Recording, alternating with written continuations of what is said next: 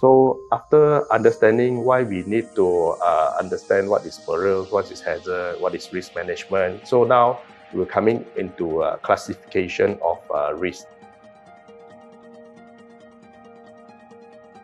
Okay, the first one will be the difference between fundamental risk and also particular risk. Okay, what is fundamental risk? Fundamental risk is basically a risk that it will affect the large community or the entire economy. So can you think of any example of this?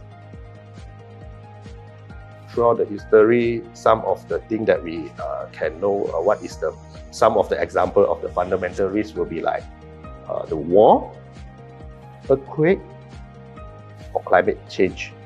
Okay, so this type of risk, because it affects the whole economy, so it's normally not insurable because there's no insurer willing to take up this type of risk, because once it's happened, it will affect the whole economy, so no one is able to take up the risk.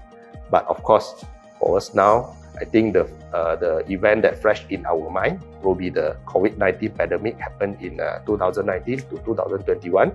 Okay, so this is also our nearest example of this fundamental risk.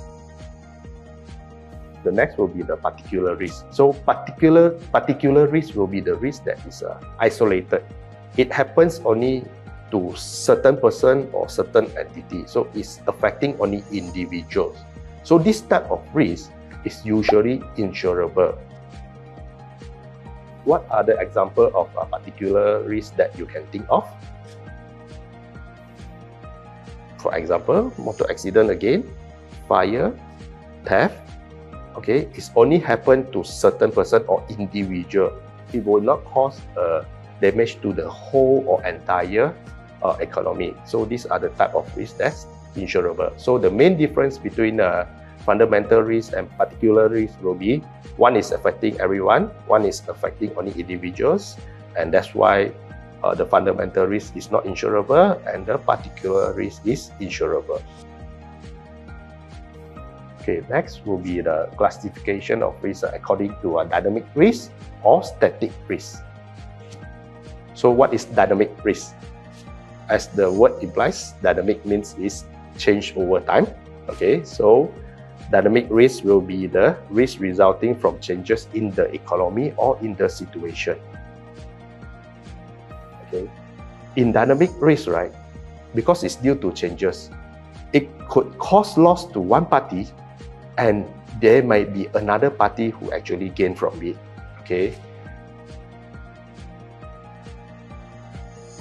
So example of this dynamic risk will be like rapid changes in the information technology. So an information technology company which does not adapt to the change, okay, may face the business failure. But at the same time, the other company who have a more, who is able to catch up with the changes may gain from the changes. Okay, so this is an example of dynamic risk. And then the other one will be like change of government policy. So this is also why, like, a lot of time when we look at in any economy or in any country, when the country is near to election, then there will be an uncertainty in the economy system, because everyone will be unsure what will be the new policy after the new government or the same government took over the governing role in the country. Okay, so let us now talk about static risk. So static risk is something static, as the word implies again. So it is not caused by the changes in the economy. So in short, the risk is there all the time. Okay, so this risk is mainly due to destructive human behaviors or natural disaster.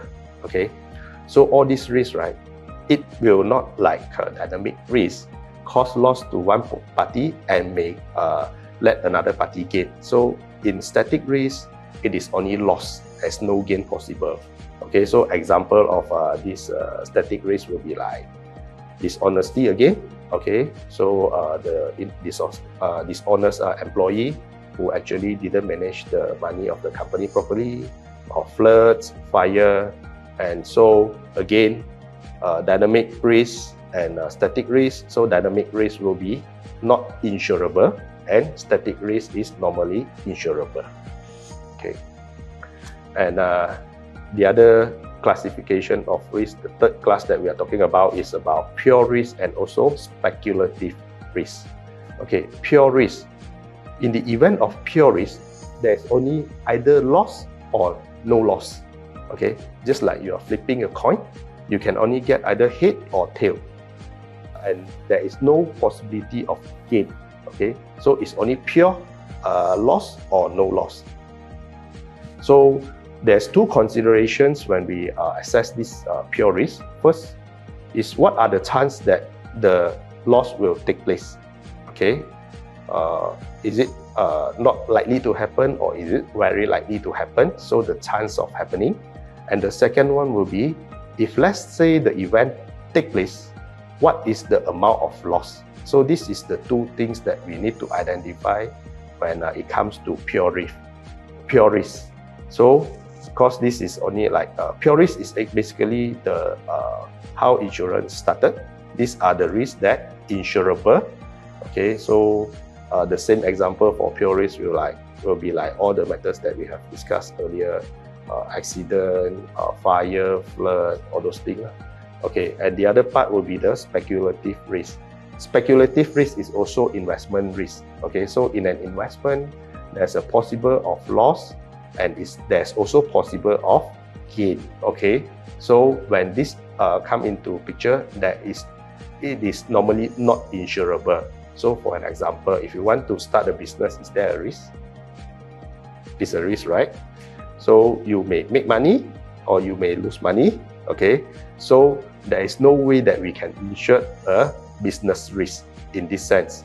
However, if let's say the risk is a pure risk, but as a consequences of a speculative risk, then it will be insurable at most of the time. Okay, so for example, if we are going to invest in the property, okay, so can we confirm that the investment of the property will give us a good return, will give us gain on the capital?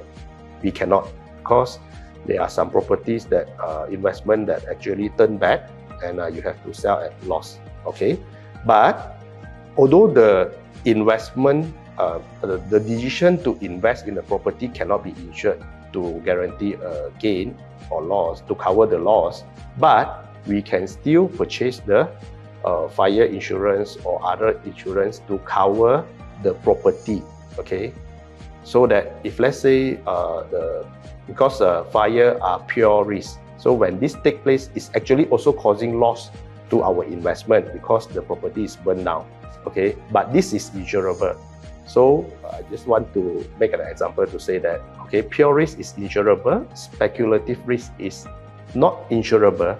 However, if let's say the pure risk is a consequences of the speculative risk, okay, the pure risk itself can be covered or is insurable.